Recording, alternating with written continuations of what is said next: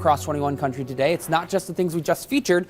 Brewed in the Fort is happening today out at Headwaters Park. The Roanoke Fall Festival is taking place through Sunday, and today is the last day of the Rowan Covered Bridge Festival out in Wabash. So a lot to do, even though the summer days are starting to dwindle just a little bit, but summer-like weather is going to make a return.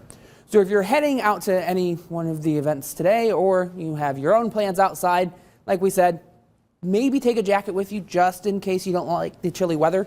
By the noon hour, we're going to be in the mid-60s, and we're only topping out in the mid to upper 60s today. I've got us at about 68 degrees here in Fort Wayne. And it's not just the days that are chilly, it's the nights that are chilly too. Tomorrow morning, when you wake up, and maybe you can sleep in on Sunday morning, but temperatures in the morning will be in the low to mid 40s. That's pretty chilly for this time of year.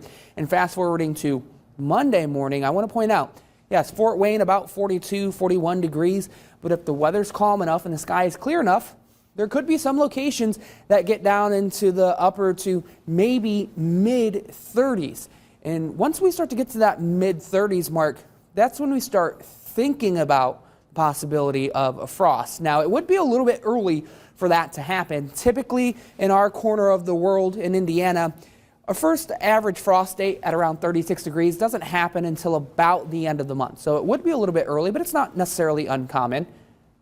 But the good news for those of you that like summer-like weather, that's going to make a return next week. We've got this cool air mass sitting right on top of us now and for the next couple of days. But warmer air that's locked up out west, that'll start to shift our way as we see a large-scale weather pattern change. So we're going from cool, we'll have about a normal day, and then temperatures are going to be above normal by the time we get to the end of the week. So what does that mean for you? Well, that means temperatures are going from upper 60s both today and tomorrow, climbing into the low 70s for the start of the work week, and then upper 70s, low 80s Tuesday into Wednesday. And longer term trends actually show that we're expecting highs to be in the upper 70s, low 80s for several days after Wednesday. So yes, while false fall has lasted for a few weeks, it does look like we're going to get one last gasp of summer-like weather.